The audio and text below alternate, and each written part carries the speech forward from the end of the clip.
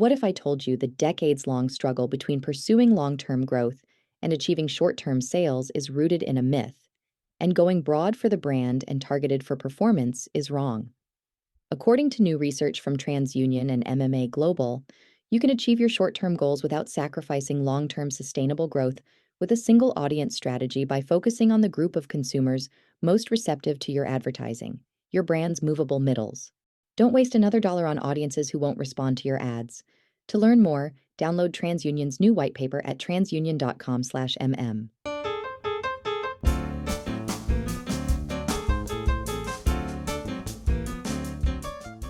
Do you want to know how to get your agency to jump through brick walls without paying more? That is the promise made in a new book from this week's guest on the Marketer's Brief podcast. Hello, my name is EJ Schultz, news editor of Ad Age, and on this episode, I chat with Joanne Davis, founder of Joanne Davis Consulting, who has been running agency searches for clients for 24 years. She speaks from plenty of experience. Before founding the firm, she worked on the client side, including as acting CMO for the U.S. Department of Defense. And before that, she worked at ad agencies. And over the next 20 minutes, Joanne shares some of the secrets from her book, while also telling us about some of the biggest changes she has seen in the agency search business since running the consultancy. And now, my conversation with Joanne.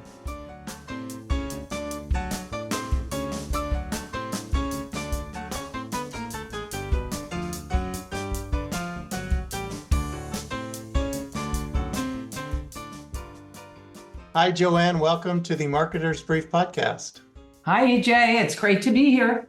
So thanks for being with us today, and congratulations. You're the author of a new book. It is called How to Get Your Agency to Jump Through Brick Walls Without Paying More. That sounds like a great thing to have happened. And we're going to get into some of those details in a little bit, but I wanted to kind of turn the clock back a little bit and ask you this. You founded this agency, I think, back in 2000. You had a career going way back in agencies and then spent a little bit of time on the client side. Why did you decide to get involved in consulting, and especially this kind of consulting? Oh, great question. When I was agency side, I saw lots of bad practices on the part of clients, and not to disparage competitors, some other consultants who handled agency reviews. And I decided that there had to be a more fair way to do it. We only work for client-side organizations, not for agencies. We want to avoid a conflict of interest in taking payments from agencies or the media. But even though we only work for clients, we're indirectly working for agencies because we insist that our clients are respectful and fair and timely in what tenders are sent out to agencies. So, you've been in this business 24 years, almost 25 years. What's the biggest change you've seen in kind of this agency marketer relationship that you're in the middle of? Speed and impatience. I mean, EJ, the tools we have now, we can move like a bullet train. We're carrying an encyclopedia around in our pockets, in our hands. We can do things so much faster. We've got the benefit of AI to help generate ideas and content quickly. Everything's moving so much faster. And the way you lay out your book, it's a very practical approach, and each section, you illustrate good client behavior and bad client behavior. So I'm not going to put words in your mouth, but it feels like you have something you want to share with clients about being a better client. And I'm going to get into a few of those details, but what's the number one thing that you think clients should learn right now about working well with agencies? Communicate clearly. It's the single biggest issue. It applies to they're not communicating their business problem clearly. They're not communicating their objectives. They're not defining and communicating their target. They're not communicating and defining the realities of their budget. If they communicated better with those 3 or 4 things up front, there would be a lot more happy marriages among clients and agencies. Has that always been the case? Has that always been a problem, or is this a new issue? I think it's always been a problem, EJ, but it's intensifying now. because of the speed thing we talked about. Years back, and I've been doing this, heavens knows, for a really long time. Years back, the client staffs were not quite as lean as they are now. So there were more people to think through. There was more time devoted to let's really crystallize the target audience. So now with headcount reduction, Wall Street pressures, all kinds of financial pressures, agencies and clients are running their operations with fewer people. So with fewer people, things sometimes get a little sloppy and the communications isn't as deep and as clear as it was maybe a decade or two ago. What's the status of companies that have a dedicated agency relations person? I know that was a fairly common role for big companies like Coke, Kraft. Do companies still have these roles? Are you starting to see those eliminated? And is that part of the problem? Companies still have them. A few really big companies still have them. And a number of the folks in those roles are very effective, very helpful. But ironically, there are some of those companies that will call us and say, cone of silence, cone of silence. We need some outside perspective. So we're under the radar, giving some guidance. So some have cut back on it. I think in addition to speed, and maybe this is related, but what we've really documented a lot at Ad Age in the last 5 years or so is just this incredible rise of project work. And, countless words have been spilled about the deteriorating AOR relationship, brands kind of jumping from one agency to the next. I'm curious to get your observation on why this is happening and what the upshot has been. There's an increase in project work because of the pressures that marketers are under. I mean, really, there is so much pressure. Companies are under the microscope, they're under magnifying glasses. And if the lead agency AOR isn't cracking it, I can't wait. So let's have some affairs and get some project things. And agencies will be, to paraphrase my book title, are willing to run through brick walls for a chance to get into particular companies. So they will raise their hand and volunteer to do project work. In your book, you have a section on this, and I think you acknowledge that this is a reality. So what's your advice, though, to marketers that do want to handle their agency relationships this way and have project work? What's the good way to go about it, and what's the bad way to go about it? Well, the good way to have project agencies is to be honest about it. Don't tell the agency, and we have this in the book, don't tell the agency, if you win this project, you get a shot on our roster and you don't have to be in any more jump balls. So you have the agency excited, they'll do the work perhaps at a discount. You get great work from really motivated people, and you selected them because you believe they have the potential to have a seat at your table. They're coming for Thanksgiving, right?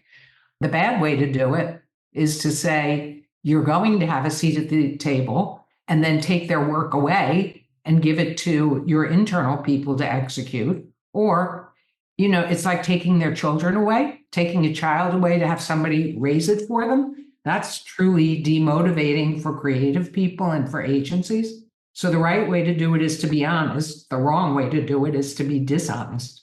What about the briefing process? Go back to the beginning of these relationships. What's the biggest problem you see with clients briefing agencies these days? The briefings are either too incomplete or a book that nobody wants to read. I mean, it's called brief for a reason. It's not called chubby. So we've seen extremes where a CMO recently confided to me when we said, what do you think about the caliber of your briefs? And she said, I hate to say this, but I don't want to read it. It's so long. And then you see the other extreme that is incomplete. So we have a little example in the book where we say the target audience is older, affluent white males. Is it Mick Jagger or is it Joe Biden? Both very famous, very wealthy, very successful, but they sure have different profiles. So do we want more Joe Bidens or do we want more Mick Jaggers? And I believe you recommend, in the RFP to keep it under 10 questions. Is that right? Yeah. And I know that sounds a little bit harsh, but we had a client call us in a couple of years ago and she said, my internal people, my procurement people did this search and there are only 2 agencies that submitted. There's got to be something wrong. So she sent me the material, and what I saw was an RFI with 100 questions, and there was one paragraph about the client. That was standard language from the website, nothing about the marketing situation and the business opportunity for the agency. So I said to her, no wonder nobody answered. The questions were irrelevant. They were standard procurement questions like, what's your computing capability? And then the other thing we discovered when they sent us the list of agencies they invited, they were missing agencies that should have been invited and invited agencies that shouldn't have been invited. You mentioned procurement. I got to ask you about that. Like how much, I mean, that's people love to complain about procurement departments, and I assume you work with a lot of procurement departments. Like I do. how do you encourage good procurement behavior, and what does that look like? One of my best friends is a procurement guy. He was a client and we worked together at 3 different organizations, and he's like, my cousin. So what we do to encourage good behavior is we take a breath and we explain. I mean, we're not here to compete with procurement. We're not here to take work away from them. In many cases, we're here to train them because they were never an agency president. They were never head of agency new business. They weren't on the board of directors of an agency. They weren't an acting CMO the way I was. So look at me, use me as a coach, as an advisor to help teach you the nuances of buying agencies because they're a different type of service provider. And now we'll take a quick break for a word from our sponsor.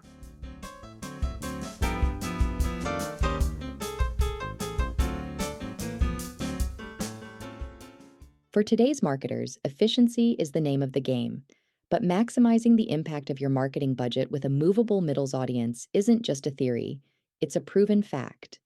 Based on findings from TransUnion and MMA Global, nearly a dozen brands, from consumer packaged goods to banking, boosted their ROAS by up to 23 times when they targeted movable middles, outperforming every other commonly used audience strategy. To explore how movable middles can help you make the most of your ad dollars, download TransUnion's new white paper at transunion.com/mm.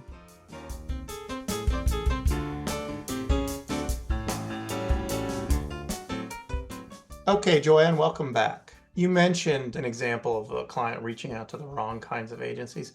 I imagine a big part of your job is just keeping track of the agencies themselves, right? And it's such a changing, I would suspect it's changing more now than it ever has been, with the number of just completely new agencies popping up out of nowhere, the holding company agencies trying to reinvent themselves, and everything in between. How do you keep tabs on this? I'm curious. Like, what do you, besides reading Ad Age, of course, like how do you stay up to speed on, because yesterday's good agency may no longer be today's good agency. So like, how do you keep track of that? EJ, it's becoming harder because there are so many new ones. We spend a good half day a week, every week, minimum half day a week, meeting with agencies because we have to. I mean, there aren't enough hours in the day to meet with everybody we want to meet with. Some agencies do a fabulous job of keeping us up to date with kind of a quarterly or an every other month newsletter, and I commend them for that. And then newer agencies that may be more under the radar, most of them are smart enough to reach out to us and to say, we read about you in Advertising Age. We saw you quoted someplace.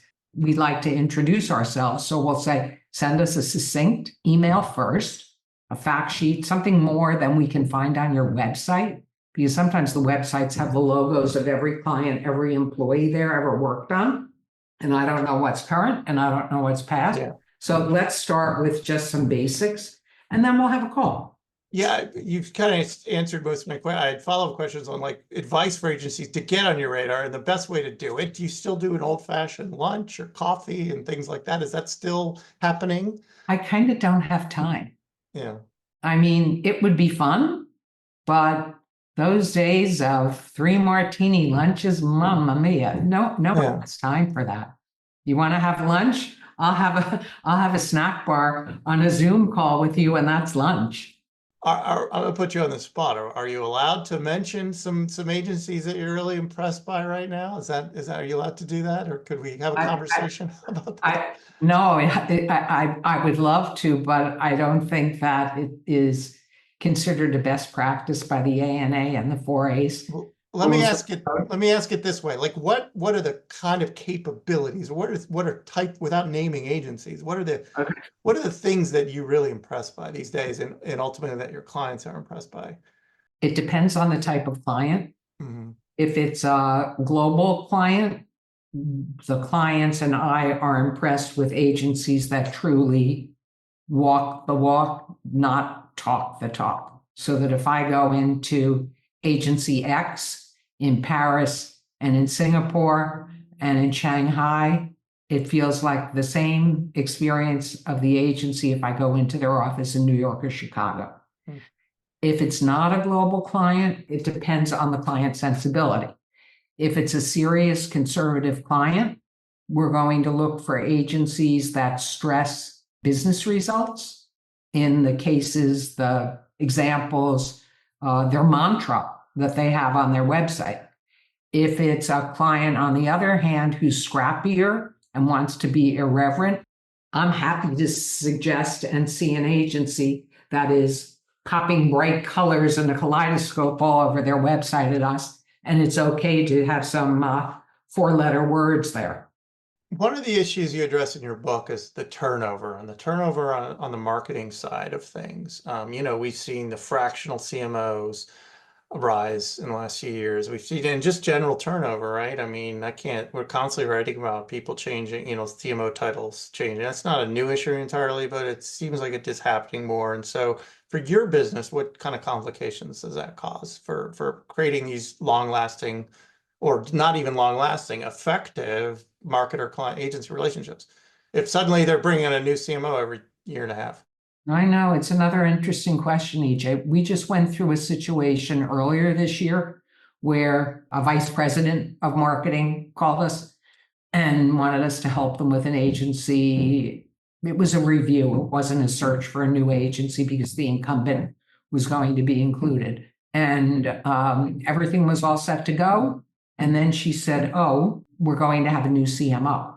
So we said our recommendation is to wait because if the new CMO has a friendly agency that he or she, Mr. X or Madam Y, has worked with somewhere else, it will potentially make the agencies we bring to the party uncomfortable. And she's like, oh, that's really interesting. You have a lot of integrity telling me that because you're doing yourself out of a review fee by telling us to wait. I don't want to make a fee for the wrong reason. So what they did was they paused the review, and then it turned out that the incumbent agency came up with such fabulous work, they decided to keep the incumbent. So I was really happy about that because it was right for that client's business, right? Had they started down the road of a review, it would have just been time and disruption, and they didn't really need to do it. So we only have a few minutes left. I have one more topic I want to ask you about because there's a section in your book, I think, about just bravery and creativity. And I guess everyone's definition of bravery is different. So if you have a CMO that says, I want the cutting edge, heart pounding work, that may mean something different. And how do you discern what they're looking for?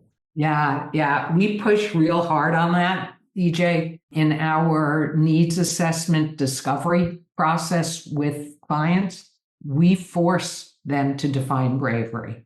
And if they can't free-handedly define it, we push it. Like as Dylan Mulroney, the transgender spokesperson for Bud, is that too brave? If they say yes, then okay, we know we're not going transgender. What about drag queens? Oh no, that's too brave. We've got too many conservative people and distributors or whatever that would find that uncomfortable. Then we'll give them, there are lots of tools to use. If you were a television show, what would you be? If you were an actor, a musician. So we give them prompts to help them personify and better define their definition of bravery. Because I've been doing this for over 20 years. I've never once had a client say, find me an agency that's not creative. They all say, find me an agency that's creative. But to your point, it's in the eyes of the beholder. Not only that, the CMO might have a different definition of bravery than their boss, the CEO. So how do you get alignment there? Do you ever have cases where you have a last minute change because it's just not going over well with their boss? Yes, and unless the company's enormous, we almost always have a quick call with the CEO or the president, whoever the CMO is reporting to, who may come to the final meeting, because we want his or her sound bite of where their heads are. All right, Joanne, we're going to have to leave it there. Thanks again for joining us.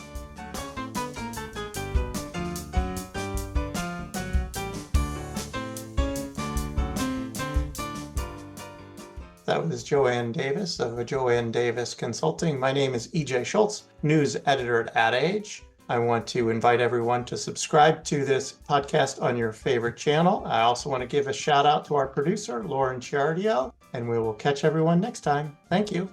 Marketers Brief listeners get $40 off an adage.com subscription. Sharpen your marketing edge and visit adage.com/brief for your discount.